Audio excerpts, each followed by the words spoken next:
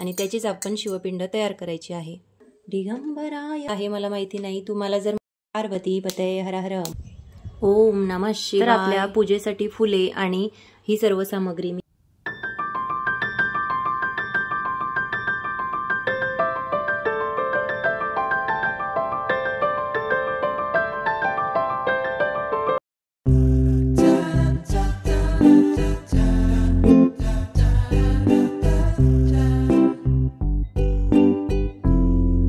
अवधूत चिंतन श्री गुरुदेव दत्त श्री स्वामी समर्थ। नमस्कार, मी अश्विनी, स्वागत आहे सर्वांचे स्वामी माऊली चॅनलमध्ये।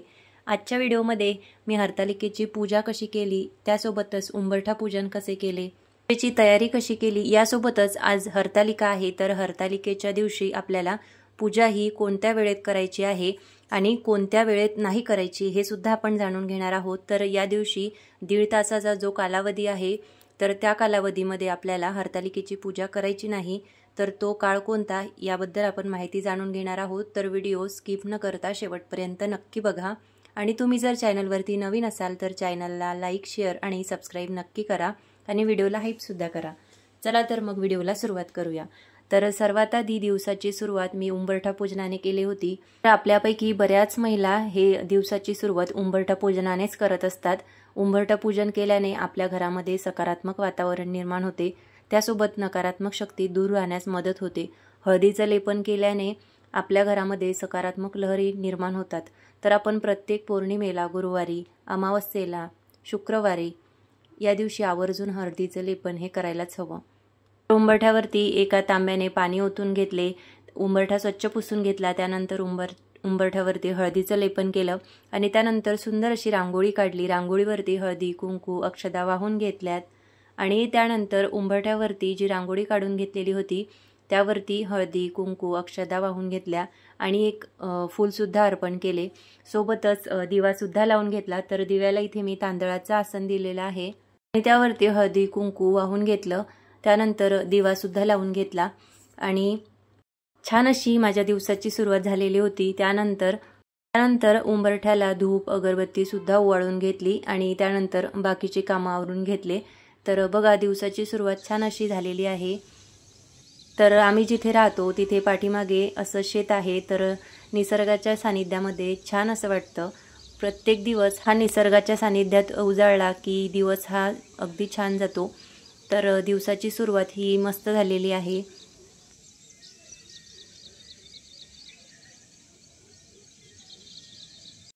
तर आता उंबरठा पूजन करून झालेले होते। त्यानंतर आज मुलांना शाळेला सुट्टी नव्हती, तर शाळेचा टिफिन तर करायचाच होता।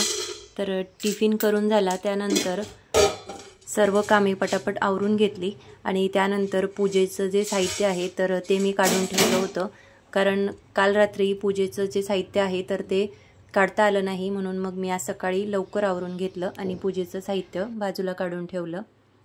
तर आता मुलांचा टिफिन वगैरे झालेला होता, सर्व कामं माझी आवरून झालेली होती आणि त्यानंतर मी पूजेचं जे साहित्य आहे, चौरंग, पाट वगैरे जे लागणार होतं तर ते काढून ठेवलं। तर जे आदल्या दिवशीचं फुलं होती वाहिलेली तर ते निर्माल्यामध्ये टाकून दिली आणि त्यानंतर सर्व देवपूजा जी आहे तर ती करून घेतली। देवघर स्वच्छ पुसून घेतलं। त्यानंतर आज एक जांभळ्या रंगाचा असा छान कापड मी वस्त्र देवघरामध्ये टाकून घेतला आणि त्यानंतर सर्व देवी देवतांना स्नान घालून घेतले। आज हरतालिका होती तर सर्व देवांना पंचामृताने स्नान घातले। तर पंचामृताने आपण जेव्हा पण स्नान घालतो ना तर सर्वात आधी शुद्ध जलाने, त्यानंतर पंचामृताने आणि त्यानंतर परत एकदा शुद्ध जलाने स्नान घालायचे। तर आता एक एक करून सर्व देवी देवतांना स्नान घालून झालेले आहे। तर अशी झाली आपली आजची देवपूजा। देवपूजा झाल्यानंतर देवांना फुले अर्पण केली, हळदी, कुंकू, गंध देवांना लावून घेतले आणि त्यानंतर आरतीसुद्धा करून घेतली। आरती झाल्यानंतर धूप दीप दाखवून घेतला आणि त्यानंतर जे आपलं हरतालिकेचं पूजेचं साहित्य होतं तर ते मी काढून घेतलं। तर बघू शकता इथे एका मोठ्या पितळेच्या ताटामध्ये मी सर्व साहित्य जे आहे ते काढून घेतलं। त्यामध्ये दूध, साखर प्रसाद म्हणून घेतलेली आहे, पंचामृत घेतलं, हळदी, कुंकू, गुलाल, विभूती आणि भस्म घेतलेला आहे। त्यासोबत जेवढं साहित्य लागणार आहे ते सर्व साहित्य मी या ताटामध्ये काढून घेतलं। त्यानंतर ज्या पत्री आपल्याला लागणार आहेत तर त्यासुद्धा मी काढून घेतल्या। त्यामध्ये आपल्याला 16 प्रकारच्या पत्री घ्यायच्या असतात, तर मला जेवढ्या शक्य होतील मी तेवढ्या पत्री घेतलेल्या आहेत. तर त्यामध्ये आपल्याला आवळा, आंबा, कणेर, जास्वंद, रुई या प्रकारचे वेगवेगळे, डाळिंब, बदाम अशा प्रकारचे आपल्याला पत्री घ्यायचे आहेत. आणि फुलांमध्ये सुद्धा आपल्याला वेगवेगळे प्रकार घ्यायचे आहेत. त्यासोबत फळेसुद्धा आपल्याला अर्पण करायची आहेत. तर फळे आपण घेऊ शकतो. तर मी इथे पेरू, सीताफळ घेतलेलं आहे, काकडी घेतली, परत केळी आहे, नंतर एक मक्याचं कणीस घेतलेलं आहे आणि दूध साखरेचा नैवेद्य घेतलेला आहे, दुर्वा, आगाळा, परत सोबतच प्रसाद म्हणून दूध साखर घेतलेलं आहे. विड्याची पाने आपल्याला घ्यायची आहे, विडा आपल्याला तयार करून घ्यायचा आहे. तर हे सर्व साहित्य मी घेतलेलं आहे. आणि सखी पार्वतीची मूर्तीसुद्धा आपल्याला घ्यायची आहे. सोबतच धूप, अगरबत्ती आणि धूप, अगरबत्ती, कापूर, फुलवाती, तर जेवढं साहित्य आहे ते सर्व मी घेतलेलं आहे. तर आता पूजेला सुरुवात करणार आहे. तर गार्डनमध्ये मी तुम्हाला मागे सुद्धा 1-2 व्हिडिओमध्ये दाखवले होते. मी शेवंतीचं छोटंसं रोप लावलेलं होतं, तर त्याला भरपूर अशी फुले आलेली होती. तर आज पूजेसाठी सुद्धा आपल्याला पांढरी फुले लागणार होती आणि ही फुले सुद्धा बऱ्याच दिवस झाले उमललेली आहेत. तर ते लवकर गळून पण पडण्याची शक्यता होती. तर मी ती आज पूजेसाठी वापरली. तर फुले जी आहेत तर मी ती तोडून घेतली. खरं तर ही फुले तोडावीशी वाटत नाही, पण आज मी ती पूजेसाठी तोडली. आणि त्यानंतर ज्या पत्री घेतलेल्या होत्या तर त्यामध्ये मोगऱ्याची पत्री नव्हती, तर आपल्याला मोगरासुद्धा पत्रीमध्ये लागणार आहे पूजेसाठी. तर मोगऱ्याची मी एक काडीसुद्धा पूजेसाठी तोडून घेतली. आणि त्यानंतर ही गुलाबाची फुलेसुद्धा आज 4 ते 5 अशी उमललेली होती, तर तीसुद्धा मी 1-2 तोडून घेतली आणि त्यानंतर पूजेला सुरुवात केली. त्यानंतर जी शिवलिंग आहे मी झाडांजवळ ठेवलेली, तर त्यावरती सुद्धा जलाने अभिषेक केला. आणि त्यानंतर अष्टगंध, चंदन, भस्म, विभूती हे शिवलिंगाला अर्पण केले. आणि सोबतच एक पांढरं फूलसुद्धा शिवलिंगावरती अर्पण केलं आणि एक बेलाचं पानसुद्धा शिवलिंगाला मी अर्पण केलं. आता बेलाचं पान हे आपल्याला पालथच शिवलिंगावरती अर्पण करायचं असतं.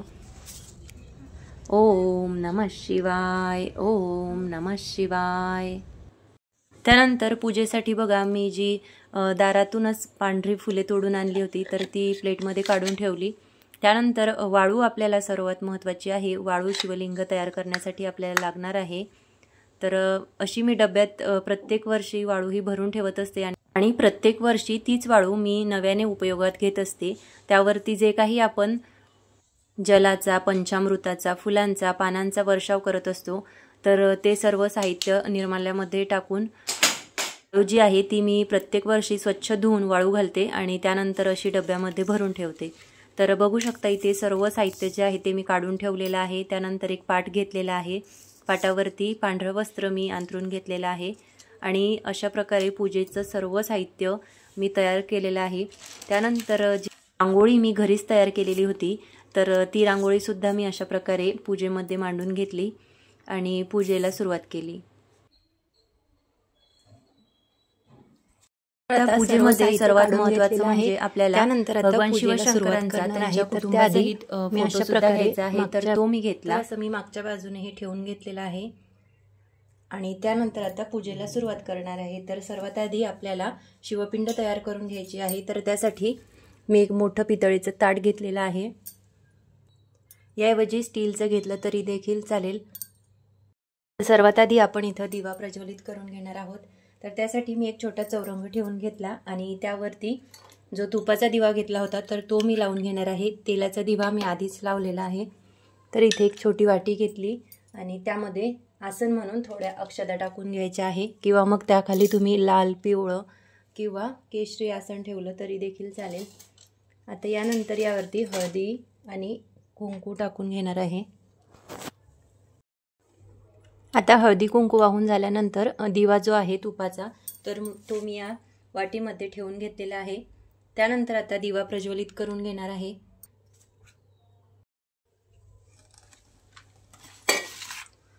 त्यानंतर आता दिव्याला हळदी, कुंकू आणि अक्षता वाहून घेणार आहे आणि दिव्याला आपल्याला नमस्कार करायचा आहे. कारण कुठलीही पूजा करत असताना सर्वात आधी आपण दिवा प्रज्वलित करतो. दिव्याच्या साक्षीनेच आपण कुठलीही पूजा करत असतो. तर सर्वात आधी आपल्याला दिवा प्रज्वलित करून घ्यायचा आहे. दिव्याला एक फूल अर्पण करणार आहे. श्री दीपदेवताभ्य नमः.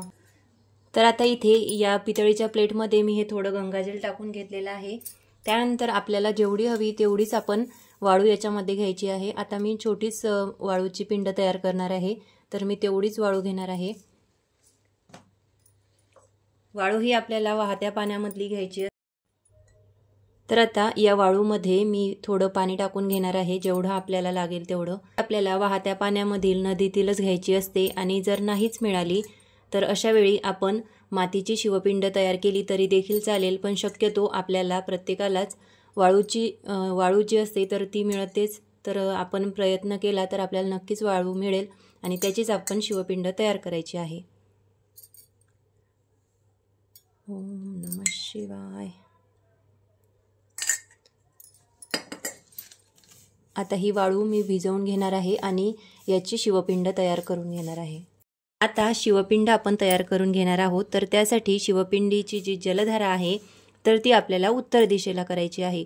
बऱ्याच वेळा आपल्याला प्रश्न पडतो की शिवपिंड तयार करताना त्याची जलधारा आपण कुठल्या दिशेला करावी, तर ती आपल्याला उत्तर दिशेलाच करायची आहे. आता आमच्या घरानुसार ही दिशा जी आहे ती उत्तर दिशा आहे, तर मी याच दिशेला शिवपिंडची जी जलधारा आहे ती बनवणार आहे. तुमच्या घरी तुमच्या घराची उत्तर दिशा ज्या दिशेला असेल त्यानुसार तुम्ही शिवपिंड तयार करून घ्यायची आहे. आता शिवपिंडीसोबतच आपल्याला नंदी आणि गणपती बाप्पा, त्यासोबतच आपण सखी आणि पार्वतीसुद्धा बनवायच्या आहेत.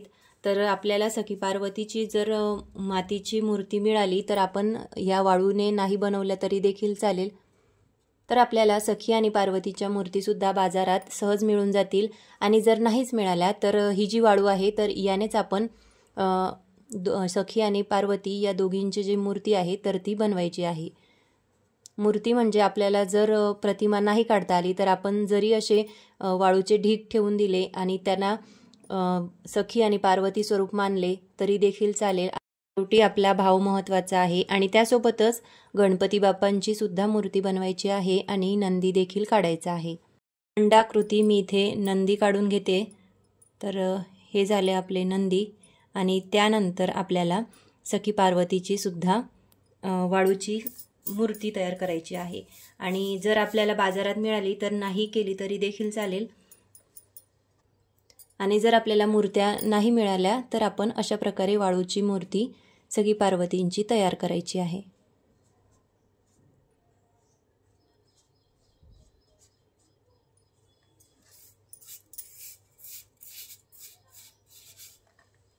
त्यानंतर हे झाले आपले गणपती बाप्पा.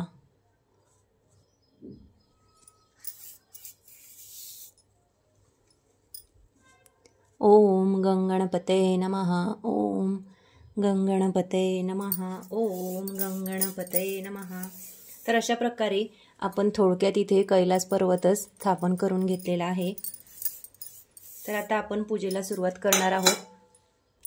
तर आता इथे मी एका तांब्यामध्ये छोटं पाणी घेतलेलं आहे आणि त्याच्यामध्ये गंगाजल सुद्धा टाकून घेतलेलं आहे. तर आता एका फुलाच्या सहाय्याने मी सर्व जी सामग्री आहे आणि आपण स्वतःवर देखील हे पाणी शिंपडून घ्यायचे आहे, जेणेकरून सर्व सामग्रीची आणि आपली सुद्धा शुद्धी होते. अपवित्र पवित्रो वा सर्वावस्था गतोपि वा यस्मरेत्यु पुंडरीकाक्ष स ब्राह्मणांतर शुची. तर आता आपली शिवपिंड स्थापन करून झालेली आहे. त्यानंतर आपण सर्वात आधी गणपती बाप्पांचे स्थापना करणार आहोत, त्यांचं स्मरण करणार आहोत. तर मी इथे एक पितळीची प्लेट घेतलेली आहे छोटी. तर आता त्याच्यामध्ये आपल्याला गणपती बाप्पांच्या मूर्तीवरती स्नान घालून घ्यायचे आहे. तर थोड्या अक्षता टाकून घेते आणि त्यानंतर यावरती गणपती बाप्पांची मूर्ती ठेवते. श्रीमन्महागणाधिपते नमः. शुद्धोदक स्नान समर्पयामी. श्रीमन्महागणाधिपते नमः. पंचामृत स्नानं समर्पयामी. किंवा मग आपण असं पण म्हणू शकतो, हे गणपती बाप्पा, आम्ही तुम्हाला पंचामृताने स्नान घालतो आहे. श्रीमन्महागणाधिपतये नमः. शुद्धोदक स्नानं समर्पयामी. हे गणपती बाप्पा, आम्ही तुम्हाला शुद्ध जलाने स्नान घालतो. आता स्नान घालून झाल्यानंतर गणपती बाप्पांची मूर्ती स्वच्छ वस्त्राने कापडाने पुसून घेणार आहे. ओम गंगणपतये नमः. ओम गंगणपतये नमः. ओम. तर आता गणपती बाप्पांची मूर्ती ठेवून घेण्यासाठी मी इथे एक चौरंग घेतलेला आहे आणि चौरंगावरती आपल्याला लाल, केशरी किंवा मग पिवळं वस्त्र घेतलं तरी देखील चालेल. तर मी इथे एक केशरी वस्त्र घेते आणि त्यावरती थोड्या अक्षता टाकून घेणार आहे. आणि अक्षता आपल्याला तशाच पांढऱ्या ठेवायच्या नाही, त्यावरती हळदी कुंकू हे वाहून घ्यायचं आहे. ओम गंगणपतये नमः. ओम गंगणपतये नमः. ओम गंगणपतये नमः. आता आपण गणपती बाप्पांना आसन देतो आहे. तर आपल्याला म्हणायचं आहे, श्रीमन्महागणाधिपतये नमः. आसनार्थे अक्षताम समर्पयामी. हे गणपती बाप्पा, तुम्ही आसनावरती विराजमान व्हा, आम्ही तुम्हाला पूजेमध्ये आवाहन करतो आहे, असं म्हणायचं. यानंतर आपण जर कापसाची वस्त्रमाळ बनवलेली असेल तर ती आपण गणपती बाप्पांना अर्पण करून घ्यायची आहे. बघा, मी अशा प्रकारची वस्त्रमाळ बनवून घेतलेली आहे. श्रीमन्महागणाधिपतये नमः. वस्त्रोपवस्त्रं समर्पयामी. यानंतर गणपती बाप्पांना आपल्याला जानवं घालायचं आहे. तर जानवं घालत असताना श्रीमन्महागणाधिपतये नमः. यज्ञोपवीतं समर्पयामी असे म्हणून आपल्याला गणपती बाप्पांना जानवं घालायचं आहे. हे आपल्याला डाव्या खांद्यावरून उजव्या हाताच्या खाली द्यायचं असतं. आणि यानंतर आपण चंदन लावून घेणार आहोत. श्रीमन्महागणाधिपतये नमः. विलेपर्णं चंदन समर्पयामी. श्रीमन्महागणाधिपतये नमः. अलंकाराक्षतार्थं समर्पयामी. हरिद्रं कुंकुम सौभाग्यद्राविणी समर्पयामी असे म्हणून आपल्याला हळदी कुंकू अक्षता हे गणपती बाप्पांना वाहून घ्यायचं आहे. आता आपल्याला गणपती बाप्पांना फूल अर्पण करायचं आहे. आता फूल हे आपल्याला जास्वंदाचं अर्पण करायचं आहे, पण मला जास्वंदाचं नाही मिळालं म्हणून मी हे गुलाबाचं छोटं लाल फूल गणपती बाप्पांना अर्पण करणार आहे. श्रीमन्महागणाधिपतये नमः. पुष्पम समर्पयामी असे म्हणून आपल्याला फूल वाहायचं आहे. त्यानंतर श्रीमन्महागणाधिपतये नमः. धूपम आग्रमपयामी. सोबतच आपल्याला दुर्वा सुद्धा गणपती बाप्पांना अर्पण करायचे आहे. तर मी इथे 21 दुर्वांची जोडी काढून घेतलेली आहे. आता दुर्वा ह्या आपल्याला अशाच अर्पण करायच्या नाही, त्यावरती थोडं हळदी कुंकू आणि अक्षता आपल्याला लावून घ्यायचं आहे. ओम गंगणपतये नमः. ओम गंगणपतये नमः. ओम गंगणपतये नमः. ओम गंगणपतये नमः. त्यानंतर आपल्याला गणपती बाप्पांना नैवेद्य अर्पण करायचा आहे. तर नैवेद्य अर्पण करण्यासाठी ते पाण्याने भरीव चौकोन आपल्याला काढून घ्यायचा आहे. त्यानंतर मी जो गोड खोबऱ्याचा नैवेद्य घेतलेला होता तर तो आता गणपती बाप्पांना अर्पण करणार आहे.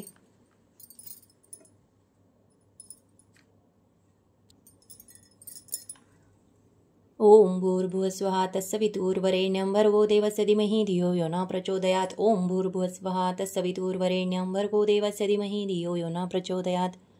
ओम भूर्भुवस्वः तत्सवितुर्वरेण्यं भर्गो देवस्य धीमहि धियो यो न प्रचोदयात्. ओम प्राणाय स्वाहा अपानाय स्वाहा. त्यानंतर आता गणपती बाप्पांना नैवेद्य अर्पण करून झालेला आहे. आता गणपती बाप्पांना नमस्कार करून घ्यायचा आहे. श्रीमन्महागणाधिपतये नमः. नमस्कार समर्पयामी. हे गणपती बाप्पा, आम्ही तुम्हाला साष्टांग नमस्कार घालतो आहोत. तर आपण जी आता शिवपिंड बनवलेली होती आणि जे आपले नंदी आहेत, आपले गणपती बाप्पा आहेत, तर यांचे आपण पूजन करून घेणार आहोत. तर आपल्याला गणपती या पूजेमध्ये भगवान शिवशंकरांचा त्यांच्या कुटुंबासहित कार्तिकेय, गणपती बाप्पा, भगवान शिवशंकर आणि माता पार्वती या यांच्या कुटुंबाचा आपल्याला फोटो देखील पूजेमध्ये घ्यायचा आहे. तर माझ्याकडे मोठा फोटो नाही आहे म्हणून मी जे शिवलीलामृतचा 11वा अध्याय आहे माझ्याकडे छोटं पुस्तिका, तर ती मी घेतलेली आहे. तुमच्याकडे जर असेल तर तुम्ही तो घ्या. सोबतच आपल्याला सखी आणि पार्वतीच्या सुद्धा मूर्ती आपल्या पूजेमध्ये ठेवायच्या आहे. आणि जर आपल्याकडे अशा मूर्ती नसतील तर आपण ही जी वाळूची शिवपिंड तयार केलेली आहे तर याच्यामध्येच थोडी वाळू घ्यायची आणि इथे आपल्याला असे जरी 2 वाळूचे ढीग माता पार्वती आणि सखी म्हणून ठेवले, त्यांचे स्वरूप म्हणून ठेवले तरी देखील चालेल. शेवटी आपला भाव महत्त्वाचा आहे. तर आता इथे मी सखी आणि पार्वतीची स्थापना करून घेणार आहे. तर त्यासाठी मी इथे इथे मी थोड्या अक्षता टाकून घेणार आहे आणि त्यावरती सखी पार्वतीच्या मूर्तींची स्थापना करून घेणार आहे आणि त्यावरती थोडं हळदी आणि कुंकू सुद्धा टाकून घ्यायचं आहे।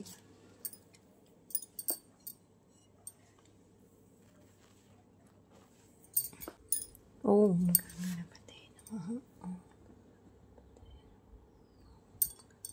तर अशा प्रकारे आपले सखी आणि पार्वती मातेची स्थापना करून झालेली आहे। त्यानंतर आपल्याला हातामध्ये थोड्या अक्षता घ्यायच्या आहेत। मी इथे अक्षता घेतलेल्या आहे आणि त्यावरती हळदी कुंकू थोडं टाकून घेणार आहे आणि आपल्याला आता हरतालिका मातेचे ध्यान करायचे आहे।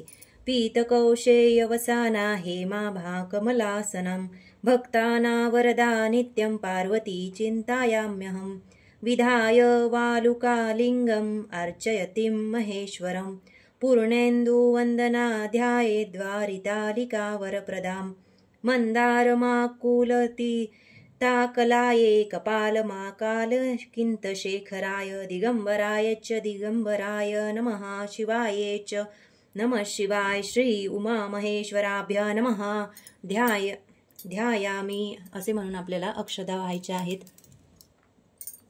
त्यानंतर आता आपण आपल्या पूजेला सुरुवात करणार आहोत। शिवलिंग जे आहे वाळूचे तर त्यांची पूजा करणार आहोत, नंदी आणि गणपती बाप्पांची, त्यासोबतच सखी पार्वतींची।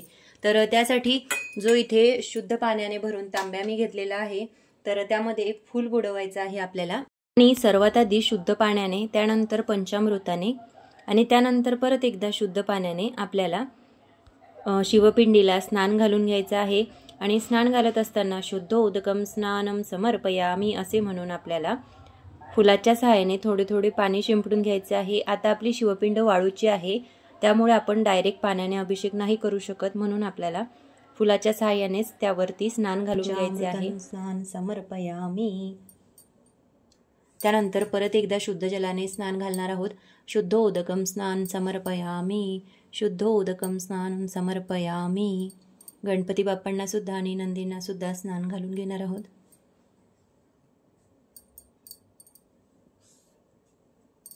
आणि शुद्ध जलाने स्नान घालत असताना आपण शिवमहिमाचे सुद्धा श्लोक म्हणायचे आहेत।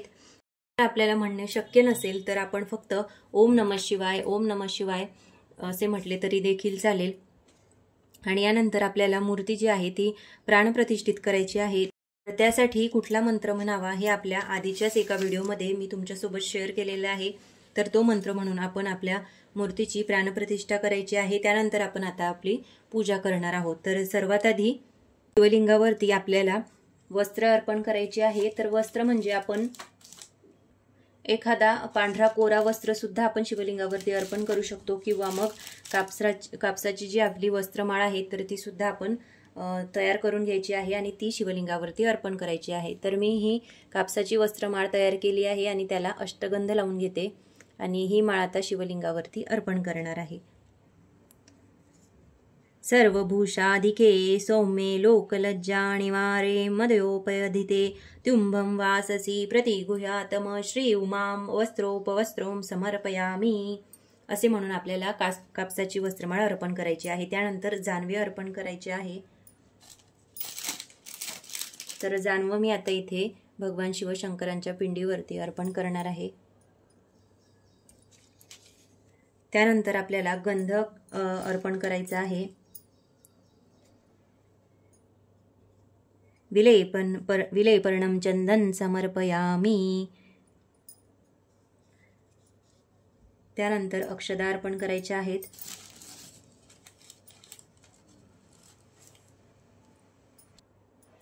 रंजिता कुमकुम अक्षता चित्य शोभना भक्त्या समर्पयाताभ्यस्तु प्रसन्ना भव पार्वती श्री उमाये अलंकारार्थे अक्षतां समर्पयामि असे म्हणून आपल्याला अक्षता अर्पण करायच्या आहेत।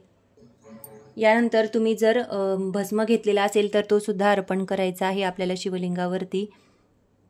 अशा प्रकारे लावून घ्यायचा आहे आणि विभूती जर घेतलेली असेल तर ती सुद्धा लावून घ्यायची आहे।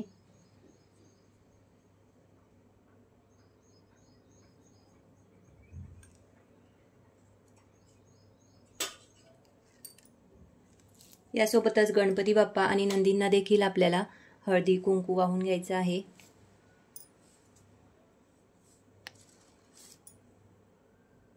ओम गंगणपतये नमः. ओम गंगणपतये नमः. ओम गंगणपतये नमः. आणि ज्या आपल्या सखी पार्वती आहे त्यांना सुद्धा आपल्याला हळदी कुंकू अक्षदा वाहून घ्यायचे आहेत.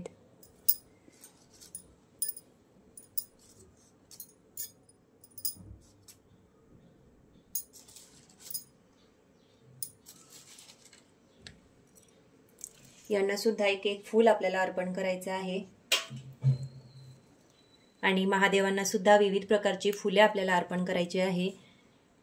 ओम नमः शिवाय.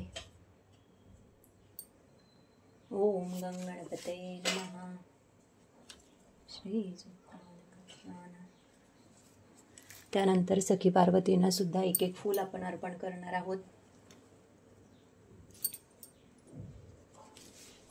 आता यानंतर आपल्याकडे जेवढी फुले असतील ती आपण शिवलिंगावरती अर्पण करायची आहेत. तर आता आपण शिवलिंगावरती बेलपत्र अर्पण करणार आहोत. तर हे 108 बेलपत्र आहे जे मी शिवलिंगावरती अर्पण करणार आहे. तर अर्पण करत असताना आपल्याला शिवाष्टोत्तर नामावलीचे पठण करून शिवलिंगावरती बेलपत्र अर्पण करायचे आहे. तर अशा प्रकारे आपल्याला हा जो बेलाचा देठ आहे हा तोडून घ्यायचा आहे आणि असं बेलपत्र आपल्याला शिवलिंगावरती पालथं अर्पण करायचं आहे.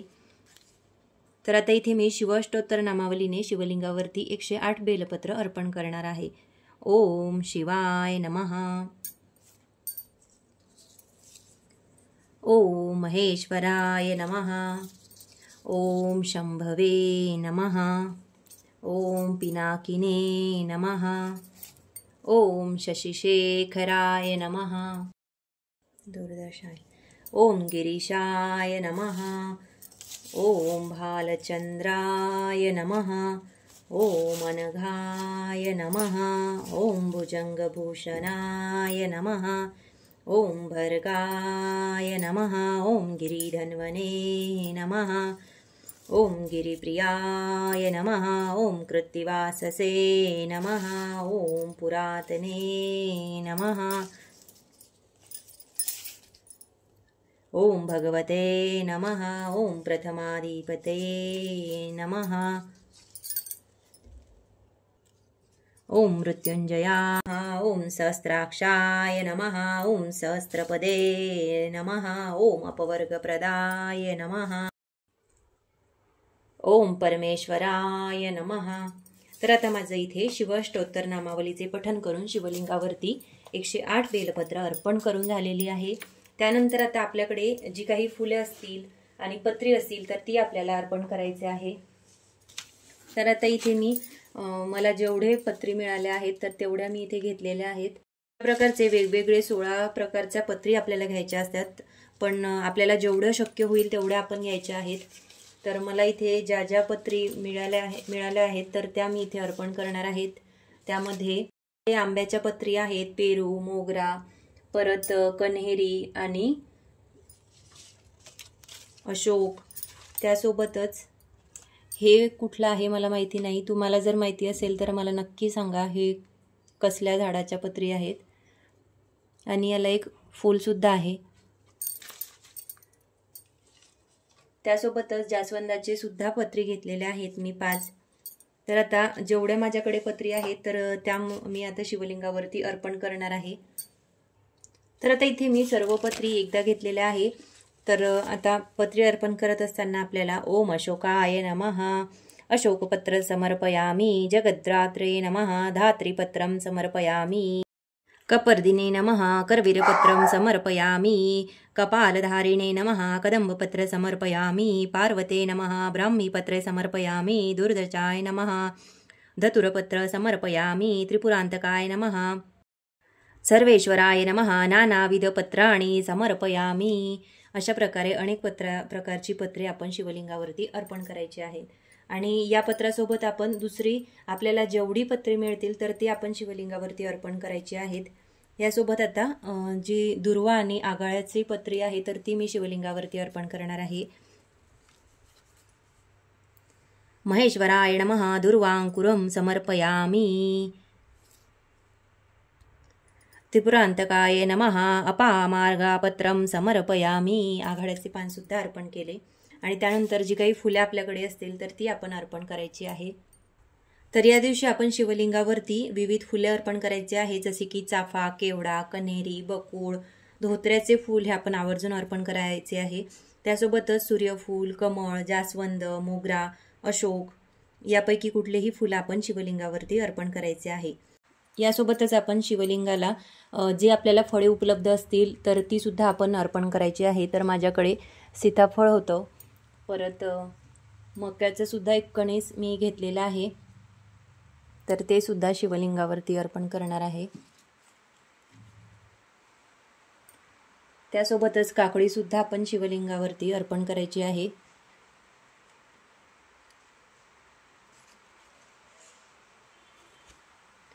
यासोबत बेलाचं जर फळ आपल्याला मिळालं तर ते सुद्धा आपण शिवलिंगाला अर्पण करायचं आहे। ओम नमः शिवाय। त्यानंतर एक पेरू सुद्धा आपण शिवलिंगाला अर्पण करणार आहोत।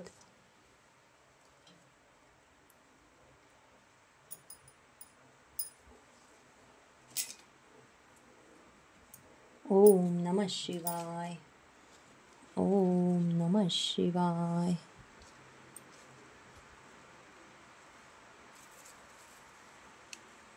ओम नमः शिवाय। त्यानंतर आता जे आपल्या सखी पार्वती माता आहेत तर त्यांची सुद्धा आपण ओटी भरून घेणार आहोत। तर त्यासाठी मी इथे हे ओटीचं साहित्य घेतलेलं आहे, तर हे मी मातेला अर्पण करणार आहे आणि मातेची ओटी भरणार आहे। तर यावरती आपण हळदी कुंकू वाहून घेणार आहोत।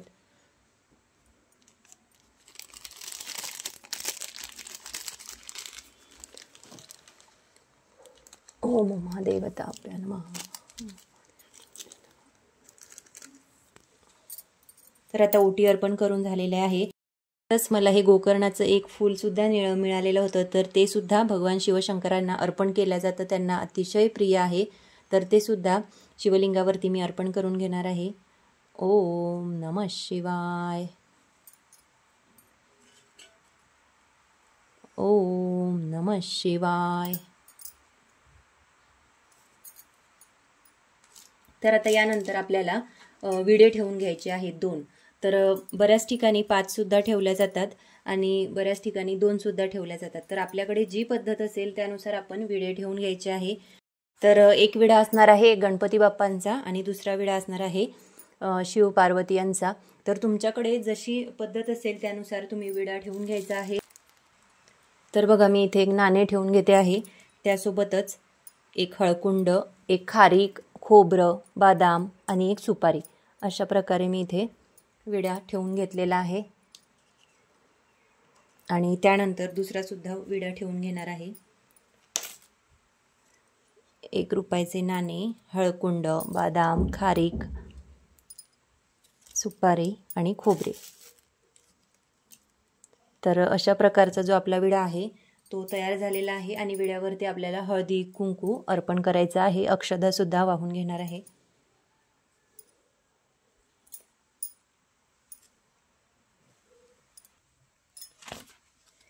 श्री सिद्धिविनायकाय नमः। मुखवासार्थे फुगीफलं तांबूलं सुवर्णा निष्क्रियद दक्षिणा च समर्पयामी, असं म्हणून आपण गणपती बाप्पांना विडा अर्पण केलेला आहे।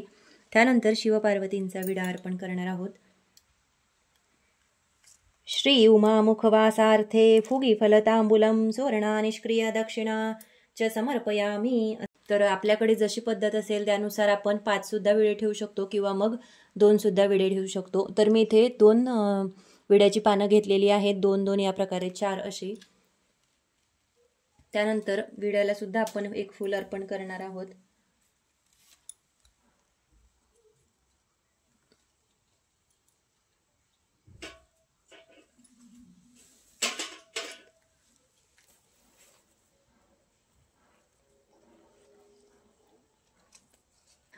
प्रसाद म्हणून आपल्याला दूध साखरेचा सुद्धा नैवेद्य शिवलिंगाला दाखवायचा आहे। आज आपला दिवसभर उपवास असणार आहे, तर आपण दूध साखरेचा किंवा मग गोड खोबऱ्याचा नैवेद्य दाखवला तरी देखील चालेल। तर मी इथे दूध आणि साखर एका वाटीमध्ये काढून घेतलेले आहे। तर आता याचा नैवेद्य मी शिवलिंगाला दाखवणार आहे। तर आता आरती करून घेणार आहे, त्यासाठी आरती लावून घेतली आणि आता सर्वात आधी गणपती बाप्पांची आरती करून घेणार आहे आणि त्यानंतर हरतालिका मातेची।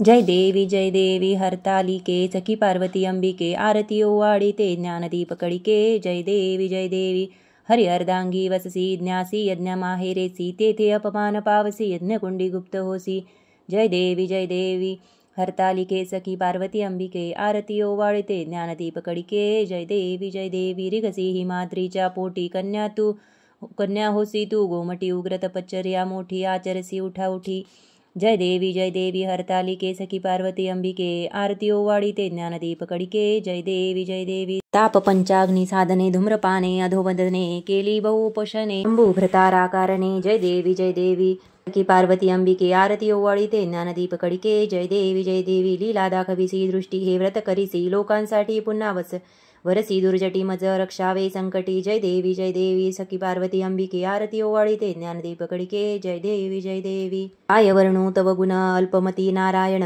माते दाखवी चरण चुकवावे जन्म मरण जय देवी जय हरतालिके सखी पार्वती अंबिके आरती ओवाळीते ज्ञानदीप कडिके जय देवी तर आता गणपती बाप्पांच्या आरतीसोबत मी इथे हरतालिका मातेची, शंकर भगवानांची आणि गणपती बाप्पांची आणखी एक आरती करून घेतली, कारण मग 3च आरत्या झाल्या असत्या, म्हणून मग मी 4 आरत्या केल्या.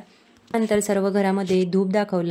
तर आता आज हरतालिकेच्या पूजामध्ये आपल्याला राहू काळ पाळायचा आहे. राहू काळामध्ये आपल्याला हरतालिकेची पूजा मांडणी आणि पूजा सुद्धा करायची नाही. तर तो काळ कुठला हे आपण जाणून घेऊया. तर आजच्या या दिवशी 3 वाजेपासून ते 4:30 वाजेपर्यंत राहू काळ असणार आहे. तर या वेळेत आपण हरतालिकेची पूजा मांडणी पूजा ही करायची नाही. हा 1.5 तासाचा कालावधी सोडून तुम्ही दिवसभरात कधीही पूजा करू शकता. आता बघा, माझी सकाळीच पूजा मांडणी करून झालेली आहे आणि पूजासुद्धा माझी करून झालेली आहे. तर खूप छान आणि प्रसन्न असं वाटतं सकाळच्या वेळेला पूजा आरती झाल्यानंतर. त्यानंतर कापूर लावून घेणार आहे.